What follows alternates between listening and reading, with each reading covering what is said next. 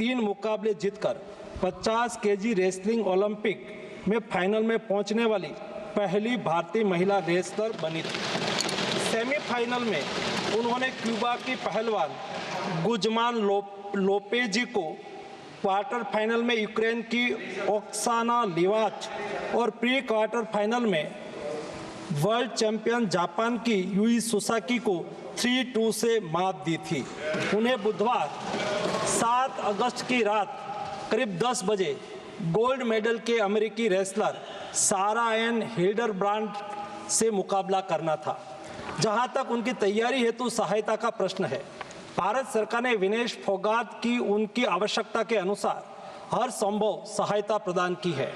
उनके लिए personal staff भी नियुक्त किए गए हैं जो अपने क्षेत्र के विशेषज्ञ हैं। उनके साथ हंगरी के विख्यात कोच ओलेर अकोस और फिजियो अश्विनी पाटिल हमेशा रहते हैं। इनको ओलंपिक के लिए इनके अतिरिक्त व्यक्तिगत सहायक स्टाफ जैसे विभिन्न sparring partners, strength of conditioning विशेषज्ञ के लिए वित्तीय सहायता प्रदान की गई, जिसका विवरण इस प्रकार है।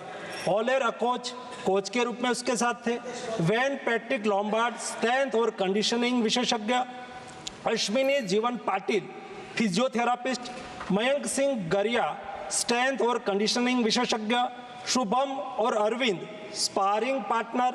इनको पेरिस ओलंपिक चक्र के लिए कुल 70,45,775 की वित्तीय सहायता दी गई है, जिसका विवरण इस प्रकार है। स्पेन के ग्रेट पिक्स में भाग लेने के लिए वित्तीय सहायता, साथ ही 3 जुलाई से 13 जुलाई 2024 10 दिन तक मैड्रिड स्पेन के अंतर्राष्ट्रीय प्रशिक्षण शिविर के लिए अतिरिक्त वित्तीय सहायता। इसके अलावा फ्रांस के बुलोन-sur-mer में पूर्व ओलंपिक प्रशिक्षण शिविर के लिए अतिरिक्त सहायता की है। 2024 अंतर्राष्ट्रीय कुश्ती संघ सेकंड रैंकिंग सीरीज में 6 जून से 9 जून 2024 4 दिन तक बुडापेस्ट हंगरी में भाग लेने के लिए और 10 जून से 21 जून 2024 तक टाटा ओलंपिक सेंटर हंगरी में अंतर्राष्ट्रीय प्रशिक्षण शिविर के लिए अतिरिक्त सहायक स्टाफ के लिए वित्तीय सहायता की है। स्ट्रेंथ और air conditioning coach mister Wayne Patrick Lombard के लिए टाटा ओलंपिक सेंटर हंगरी में 10 जून से 21 जून 2024 11 दिन तक अंतर्राष्ट्रीय प्रशिक्षण शिविर में भाग लेने के लिए भी वित्तीय सहायता की है। 13 जुलाई 2023 से 16 जुलाई 2023 4 दिन तक बुडापेस्ट हंगरी में 4th रैंकिंग सीरीज में भाग लेना और 10 से 16 जुलाई 2023 16 दिन तक बुडापेस्ट हंगरी में प्रशिक्षण शिविर हेतु इसको वित्तीय सहायता की है। वेलमेकेन बुल्गारिया में 10/11/2022 से 3/12/2022 तक प्रशिक्षण के लिए वित्तीय सहायता दी है। उनके रिहाई प्रक्रिया के लिए आवश्यक उपकरण खरीदने के लिए भी वित्तीय सहायता की गई है।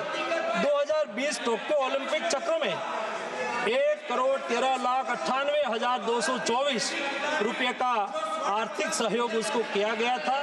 224 पेरिस ओलंपिक चक्र में भी टारगेट ओलंपिक पोडियम स्कीम में 53,35,746 और वार्षिक ट्रेनिंग एवं स्पर्धा कैलेंडर में 17,10,000 कुल मिला के 17,45,775 रुपया हमारे खिलाड़ी को आर्थिक सहायता करके उसको सक्षम करा गया।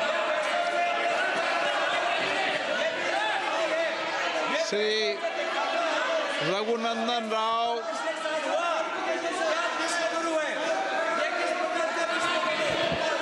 माननीय अध्यक्ष महोदय, फाइनेंस बिल के ऊपर बात करने का मौका दिया, मैं बहुत बहुत आभारी हूँ आप। माननीय प्रधानमंत्री श्री नरेंद्र मोदी जी के नेतृत्व में हमारा फाइनेंस मिनिस्टर श्री निर्मला सीतारमण जी ने 24 का फाइनेंस बजट रखते हुए इस देश के युवा के लिए, इस देश को आगे बढ़ाने के लिए, स्किल डेवलपमेंट के लिए, अनएम्प्लॉयमेंट को दूर करने के लिए मोर ट्रांसपेरेंसी के साथ ये बजट को लाया है। ये बिल में जो कॉर्पोरेट टैक्स के बारे में बार बार हमारा सांसद लोग बात कर रहे हैं, उन लोगों को मैं ये बताना चाह रहा हूँ, We brought transparency in the income tax wing and as well as in the other departments also, due to which the persons, those who respect the government, has been increased and the number of taxpayers' strength has been increased in this country. Such a transparency has been brought in the income tax department, and a person who is filing the income tax don't know where and who is scrutinizing his income tax papers. And the officer also don't know where does the application came from. Such a type of transparency is brought in the income tax system. So the persons, those who are the taxpayers' number has been enormously increased in this country. This clearly shows the people of this country are showing the confidence on the government which is led by the Honorable Prime Minister Shri Narendra Modi ji. माननीय अध्यक्ष महोदय, हमारा तेलंगाना राज्य में बार बार इसके पहले जो सरकार था, टीआरएस सरकार, या जो सरकार 6 महीने के पहले गवर्नमेंट में आया था वो सरकार, ये दो सरकार, कांग्रेस की सरकार ही होने दो और टीआरएस का सरकार होने दो, कभी भी स्टेट में कुछ अच्छा हुए तो उन लोग करे बोलते, अगर कुछ बुरा हुए तो वो सेंटर के ऊपर डालने के लिए कोशिश करते रहते। हर बार वो 10 साल का बीआरएस का रूलिंग होने दीजिए, नहीं तो 6-7 महीने का कांग्रेस का रूलिंग होने दो। कोई भी एक बात, कभी भी कुछ राज्य के लिए केंद्र सरकार ने कुछ अच्छा करता, उस अच्छा चीज़ के बारे में इन लोग कुछ भी नहीं करता, बार बार बदनाम की पॉलिटिक्स करना है, उसके अलावा कुछ भी नहीं कर रहा है। വിനേഷ് ഫോഗാട്ടിന്റെ അയോഗ്യതയിൽ കായിക മന്ത്രി മൻസൂർ മാണ്ഡവ്യ ലോക്സഭയിൽ പ്രസ്താവന നടത്തി. അതിനിടയിൽ ലോക്സഭയിൽ പ്രതിപക്ഷ പ്രതിഷേധവും നമ്മളിപ്പോൾ കേട്ടു. ഒളിമ്പിക് കമ്മിറ്റി അടക്കം ഈ ഒരു സംഭവം അറിയിച്ചിട്ടുണ്ട്. അസോസിയേഷൻ പ്രതിഷേധം അറിയിച്ചു എന്നതടക്കമുള്ള കാര്യങ്ങളാണ് ഇപ്പോൾ കായിക മന്ത്രി പറഞ്ഞത്. വിനേഷ് ഫോഗാട്ടിന്റെ അയോഗ്യത കനത്ത നിരാശയിൽ തന്നെയാണ് രാജ്യം. ഇന്ത്യൻ ഒളിമ്പിക് അസോസിയേഷൻ പ്രതിഷേധം അറിയിച്ചു. ഒപ്പം തന്നെ ഉചിതമായ നടപടിയെടുക്കാൻ പ്രധാനമന്ത്രി നിർദ്ദേശിച്ചു എന്നതടക്കമുള്ള കാര്യങ്ങളാണ് ഇപ്പോൾ കായിക മന്ത്രി ലോക്സഭയിൽ പറഞ്ഞത്. നമുക്കൊപ്പം രുജീഷ് കൂടി ചേരുന്നുണ്ട്. രുജീഷ്, എന്തായാലും കനത്ത നിരാശയിലാണ് രാജ്യം. ഇന്ത്യൻ ഒളിമ്പിക് അസോസിയേഷനിൽ പ്രതിഷേധം അറിയിച്ചു തുടങ്ങിയ കാര്യങ്ങളാണ് ഇപ്പോൾ കായിക മന്ത്രി ലോക്സഭയിൽ നടത്തിയ പ്രസ്താവന. എന്താണ് കൂടുതൽ വിശദാംശങ്ങൾ?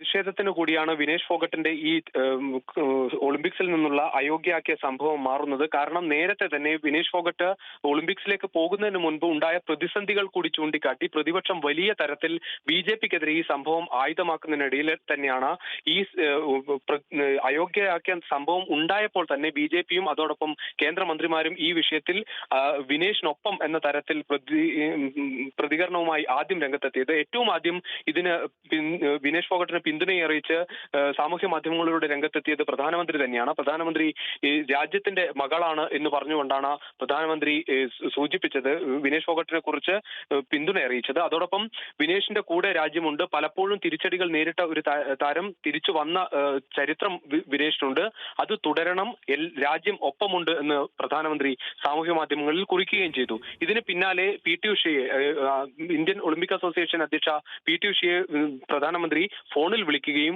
വിഷയത്തിന്റെ ഗൗരവം ബോധ്യപ്പെടുകയും അതോടൊപ്പം ഇതിൽ ഇന്ത്യ ശക്തമായി പ്രതിഷേധിക്കണമെന്ന ആവശ്യവും കൂടി അറിയിക്കുകയും ചെയ്തു. തുടർന്ന് ഇന്ത്യ അന്താരാഷ്ട്ര ഒളിമ്പിക് കമ്മിറ്റിയോട് ഈ വിഷയം കൃത്യമായി തന്നെ പ്രതിഷേധം അറിയിക്കുകയും ഈ വിഷയത്തിൽ സാധ്യമായ നടപടികളെല്ലാം ശ്രമിക്കുകയും ചെയ്തെങ്കിലും ഒളിമ്പിക് കമ്മിറ്റി എന്തായാലും വഴങ്ങിയില്ല. ഒളിമ്പിക് കമ്മിറ്റി ആ തീരുമാനത്തിൽ ഉറച്ചു നിൽക്കുകയും തന്നെയാണ്. എന്നാൽ രാഷ്ട്രീയപരമായി ഇതിന് വലിയ മാനം നൽകുകയാണ് പ്രതിപക്ഷ പാർട്ടികൾ. പ്രത്യേകിച്ച് ആം ആദ്മി പാർട്ടി പരസ്യമായി തന്നെ ഒളിമ്പിക്സിൽ നിന്ന് ഇന്ത്യ പിന്മാറണം എന്ന വലിയ തീരുമാനം ഇന്ത്യ കൈക്കൊള്ളണമെന്നാണ് ആം ആദ്മി പാർട്ടി ഇപ്പോൾ രാജ്യത്തോട് ആവശ്യപ്പെട്ടിരിക്കുന്നത്. പക്ഷേ അത്തരത്തിലൊരു കടുത്ത നടപടിയിലേക്കൊന്നും ഇന്ത്യ പോകാൻ ഇടയില്ല. അതോടൊപ്പം രാഹുൽ ഗാന്ധി അടക്കമുള്ള നേതാക്കളും പാർലമെന്റിൽ ഈ വിഷയം ഉന്നയിക്കുമ്പോൾ വിനേഷ് ഫോഗട്ടിന് പിന്തുണ അറിയിച്ചുകൊണ്ടാണ് രംഗത്തെത്തിയത്. വിനേഷ് ഫോഗട്ട് രാജ്യത്തിന്റെ അഭിമാനമാണെന്ന് രാഹുൽ ഗാന്ധിയും പാർലമെന്റിൽ പറഞ്ഞു. അങ്ങനെ പാർലമെന്റിൽ ഭരണപക്ഷത്തിനെതിരെ രൂക്ഷമായ വിമർശനം ഒരു ഭാഗത്ത് ഉന്നയിക്കുന്നതിനിടയിലാണ് കായിക മന്ത്രി തന്നെ ഈ വിശദീകരണവുമായി രംഗത്തെത്തിയത്. സംഭവം ഉണ്ടായപ്പോൾ തന്നെ പ്രധാനമന്ത്രി ഈ വിഷയത്തിൽ ഇടപെട്ടു. ചെയ്യാനാവുന്നതെല്ലാം പരമാവധി ചെയ്തു. ഇന്ത്യയുടെ പ്രതിഷേധം അന്താരാഷ്ട്ര ഒളിമ്പിക് കമ്മിറ്റിയെ അറിയിച്ചു തുടങ്ങിയ കാര്യം കായിക മന്ത്രി മൻസുഖ് മാണ്ഡവ്യ പാർലമെന്റിനെ അറിയിച്ചു. പക്ഷേ ഈ സമയവും പാർലമെന്റിൽ പ്രതിപക്ഷ പാർട്ടികൾ വലിയ പ്രതിഷേധമാണ് ഉയർത്തുന്നത്. സാമൂഹ്യ മാധ്യമങ്ങളിലും BJPക്കെതിരെ രൂക്ഷ വിമർശനം പ്രതിപക്ഷ പാർട്ടികളെ പിന്തുണയ്ക്കുന്ന അണികളുടെയും ഭാഗത്തു നിന്ന് ഉണ്ടാകുന്നുണ്ട്. കാരണം ബ്രിജ്ഭൂഷൺ ശരൺ സിംഗിനെതിരായ പ്രതിഷേധത്തിലാണ് വിനേഷ് ഫോഗട്ടിന്റെ പേര് ഏറ്റവും കൂടുതൽ നമ്മൾ കഴിഞ്ഞ കാലങ്ങളിൽ കേട്ടത്. കാരണം ആ സമയത്തൊക്കെ BJPയും കേന്ദ്ര സർക്കാരും ബ്രിജ്ഭൂഷൺ ശരൺ സിംഗിനെ സഹായിക്കുന്ന നടപടിയാണ് ഉണ്ടായത്. ഒരുപക്ഷെ ഈ വിനേഷ് ഫോഗട്ടിന്റെ ഇന്നത്തെ പുറത്താകൽ പോലും ഈ ഗുസ്തി ഫെഡറേഷന്റെ നടപടിയാണ് ഇതിന് പിന്നിൽ എന്നത് കൂടി ചേർത്ത് വായിക്കണം. കാരണം ഇത്ര കാലവും 53 കിലോ വിഭാഗത്തിൽ മത്സരിച്ച ഒരു താരത്തെ 50 കിലോ വിഭാഗത്തിലേക്ക് മത്സരിക്കാൻ നിർബന്ധിതമാക്കിയതാണ് ഇത്തരത്തിൽ ഭാരം കുറയ്ക്കാൻ വേണ്ടി കഷ്ടപ്പെടുന്ന തരത്തിലേക്ക് വിനേഷ് ഫോഗട്ട് പോയത് എന്നാണ് ഒരു വിഭാഗം ആളുകളുടെ ആരോപണം. അതിന് കൃത്യമായ സാഹചര്യങ്ങളുണ്ട്. കാരണം 53 കിലോയാണ് വിനേഷ് ഫോഗട്ടിന്റെ സ്വാഭാവിക ഭാരം. അതിൽ മത്സരിക്കുകയാണെങ്കിൽ വിനേഷ് ഫോഗട്ടിന് പ്രത്യേകിച്ച് ഭാരം കുറയ്ക്കുന്നതിന് വേണ്ടി പ്രത്യേക പരിശീലനത്തിന്റെ ആവശ്യമില്ല. പക്ഷേ 50 കിലോയിലേക്ക് മാറേണ്ട ഒരു സാഹചര്യം വന്നത് ആന്റിം പങ്കൽ എന്ന ഇന്ത്യൻ താരത്തെ 53ലേക്ക് പരിഗണിക്കുകയും 50 കിലോയിലേക്ക് വിനേഷ് പോകണമെന്ന് നിർബന്ധിക്കപ്പെടുകയുമായിരുന്നു. അങ്ങനെയാണ് വിനേഷ് ഫോഗട്ട് ആദ്യമായി ഒളിമ്പിക്സിൽ 50 കിലോയിൽ മത്സരിക്കാൻ തീരുമാനിച്ചത്. നേരത്തെ 53 കിലോയിൽ കഴിഞ്ഞ കോമൺവെൽത്ത് ഗെയിംസിൽ സ്വർണം നേടിയ താരം കൂടിയായിരുന്നു വിനേഷ് ഫോഗട്ട്. എന്നിട്ടും 53 കിലോയിൽ മത്സരിക്കാതെ 50 കിലോയിൽ മത്സരിക്കണമെന്ന് വിനേഷ് നിർബന്ധിക്കപ്പെടുകയായിരുന്നു. ഏറ്റവും ഒടുവിൽ ഈ മത്സരം നടന്ന ആദ്യ ദിവസം ഇന്നലെ നടന്ന ഭാരപരിശോധനയിൽ വിനേഷ് ഫോഗട്ടിന് 50 കിലോ തന്നെയായിരുന്നു ഉണ്ടായിരുന്നത്. അങ്ങനെയാണ് 3 മത്സരങ്ങളിൽ തുടർച്ചയായി വിനേഷ് ഫോഗട്ട് വിജയിക്കുകയും ചെയ്തത്. പിന്നാലെ നടന്ന പരിശോധനയിൽ അത് 52 കിലോയായി മാറി എന്ന് മനസ്സിലായി. കാരണം അവരുടെ സ്വാഭാവിക ഭാരം തന്നെ 53 ആയതുകൊണ്ട് തന്നെ വളരെ പെട്ടെന്ന് തന്നെ 1-2 കിലോ മാറാനുള്ള സാധ്യത എപ്പോഴും ഉണ്ടായിരുന്നു. ഇത് കുറയ്ക്കാൻ വേണ്ടി ഇന്നലെ രാത്രി ഉറങ്ങാതെ പരിശീലനത്തിൽ കഠിന വ്യായാമം വിനേഷ് ഫോഗട്ടിന്റെ അയോഗ്യത ഇപ്പോൾ വലിയൊരു രാഷ്ട്രീയ വിഷയം കൂടി ആയിരിക്കുകയാണ്. പ്രതിപക്ഷത്തിന്റെ വലിയൊരു പ്രതിഷേധമാണ് ലോക്സഭയിൽ കണ്ടത്. കായിക മന്ത്രി മൻസുഖ് മാണ്ഡവ്യ അല്പസമയം മുൻപാണ് ലോക്സഭയെ സംബോധന ചെയ്തത്. വിവരങ്ങളാണ് രുജീഷ് നൽകിയത്.